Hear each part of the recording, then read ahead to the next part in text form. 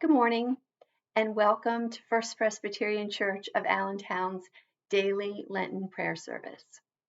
My name is Beth Sarmir. I've been a member here for about 30 years and I'm currently serving on the Board of Deacons. I am a Stephen minister and I also participate in the Recycled Card Ministry. The questions for today are: when the storms in your life rage, what do you do? How do you pray? And where do you go? Where do you go spoke to me first because I have a place that just brings me great comfort and solace, and that is being in nature.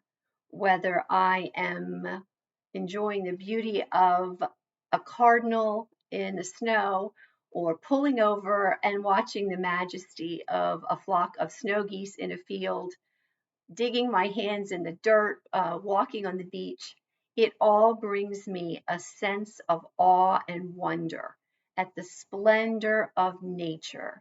And I feel so close to God at that time, and praying is just a very natural thing to happen. So sometimes what's raging is actually raging in my head as much as it is raging elsewhere. And I think just being in nature somehow gives me a different perspective on it, that maybe the rage isn't quite as difficult a circumstance as I was thinking. So, when I really think about significant rages, life-changing, difficult situations, it brought one to mind where I was feeling totally alone. I was not physically alone. I was in the midst of New York City with the hustle and bustle there. I was in Memorial Sloan Kettering Cancer Center. As you know, doctors, staff, patients, people everywhere. And I was sitting in the cafeteria there waiting for test results if my loved one's cancer had metastasized to the lungs. I was terrified, I was worried, I was stressed, I was every word you can imagine under those circumstances. And as I dug in my purse to grab a tissue, this is what I found in my purse. And this is actually called a prayer square. It was handmade by the knitting ministry of our church, and a dear friend of mine had given it to me. It has a prayer attached to remind me that you're never alone. And I had this in my purse and had enjoyed it from time to time. But this day, it was meant for me to find in my purse when I was feeling so alone. And I'd like to share the prayer that's attached with you. May the light of God surround you. May the love of God enfold you.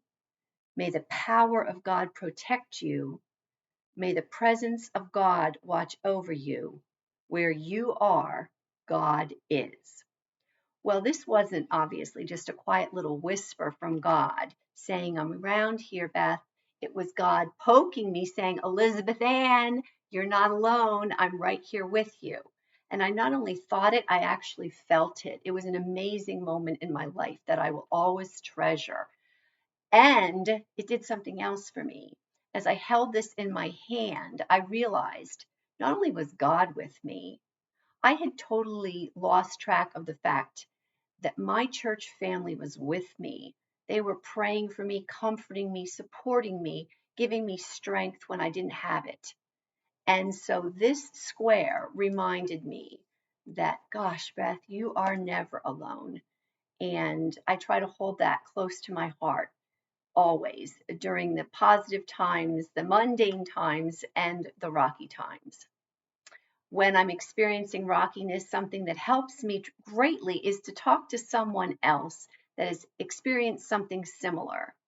So I've taken the times in my life that were challenging and difficult, and as we say, looking back, it's easy to realize that you're a changed person and learn so much for all of them. But then it's good for me to be able to use those times to reach out and help others, support others in their time of great need as well. And as we all try to live it, Christ is the vine and we are the branches, letting him live in us and through us. So as I close today, I would love to read this prayer to you again and hope that throughout your day you can feel God's presence with you. Will you pray with me, please? May the light of God surround you. May the love of God enfold you. May the power of God protect you.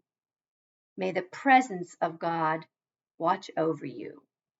Where you are, God is. Amen. Thank you for joining today, and blessings to all of you.